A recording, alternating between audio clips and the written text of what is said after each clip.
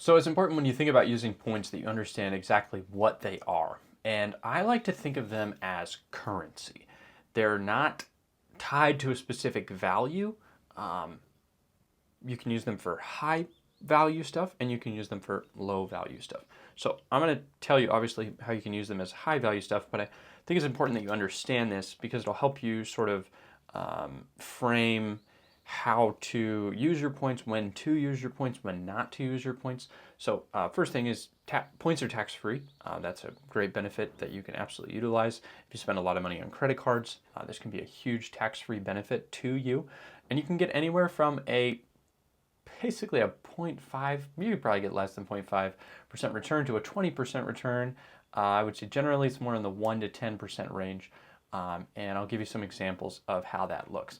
So let's say that you're flying from New York to London and the price of a flight is $1,000. And then you look it up with points and it's 100,000 points. Well, you know basically 1 point per cent at that point, you're going to get a 1 cent value back for every point. Let's say the same flight is a $2,000 flight. Then you're going to get 2 cents back for every point. If it's a $500 flight, you're going to get 0.5 cents back per point. And then let's say it's a $5,000 point, you're going to get 5 cents back per point. So let's take it one step further. You do have to look out for taxes and fees. There are certain airlines that are notorious for this kind of thing, depending on how you book them. We'll get into that later. But for example, British Airways, Lufthansa, and Emirates typically all have pretty high taxes and fees, and I'll show you what that looks like in a second. So let's add the taxes and fees in just as an example, not real life taxes and fees. Let's say you have a $1,000 flight, it's 100,000 points, but it's 100,000 points plus $500 in tax and fees. Well, then you're really only saving $500, and so you're getting 5 cents, 0.5 cents back per point.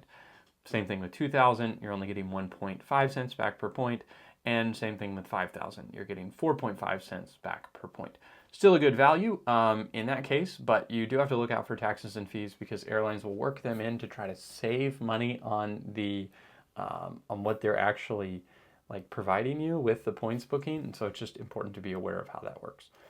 So this is kind of my internal framework for how I think about whether or not I should use points. If it's less than 1 cent per point value, I'm never going to use points, pretty much.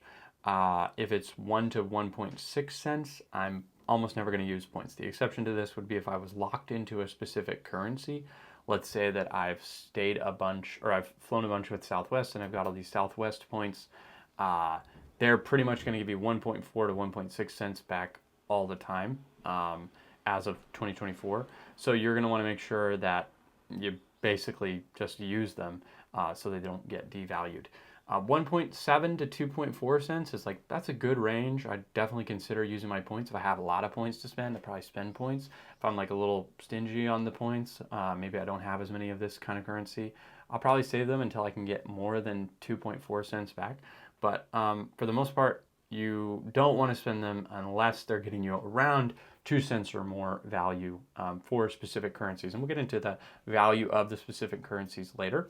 But here's how this would look like in a real life example. So let's say you're flying from Dallas to Dubai and you're looking at, okay, should I spend cash or should I spend points? So if you were to spend cash in economy, this flight would cost you $843, premium economy almost $3,000, business $5,500, and first class $22,000 if you're into that sort of thing. So if you were to book these exact same flights using points, here is how much it would cost you. Economy would be 90,000 points plus $455 in taxes and fees. Premium economy is not available, as often happens when you book with points. You do have to be flexible because maybe the date is not available that you want in the specific class that you need. So it does require a little bit more flexibility than if you're just paying with cash. Naturally, the airlines don't want to give up seats that they can sell to people who would just get them essentially for free or with a little bit of taxes and fees in this case. So you do have to be flexible. Business class, $265,000 plus $1,700 in taxes and fees. First class, almost 400,000 points plus same amount of taxes and fees as is in business. So if you were to chart this out to wonder, should I actually use my points? Economy, definitely not, because you're actually only saving $388 but $388 is going to cost you 90,000 points. So you're only going to get 0.4 cents back for every point that you use. Terrible value for your points. Definitely don't use your points in this case. Business class, on the other hand, would save you $3,800 from 265,000 points. You're going to get 1.4 cents back per point. So could use it in this case, especially if you have a ton of points, you just want to save some money. But I wouldn't recommend it. I would save them for more value.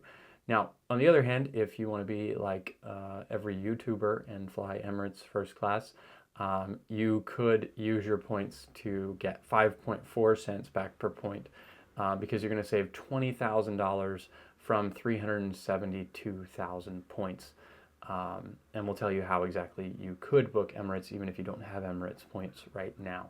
So this is just sort of how to think about it, how I think about it. Every time I'm going to use points, every time I'm going to book a flight, I'm like, I'm not getting great value out of this. I am getting great value, but it's a lot of math. So we have done the math for you. If you go to freeyourtravel.com/calculator, you can enter the cash value of your flight as well as the points value of your flight and the taxes and fees associated with that points booking, and it will spit out a recommendation for you. Again, it's not something you have to adhere to exactly, but just a framework for you to think about whether or not it's a good idea to book with points.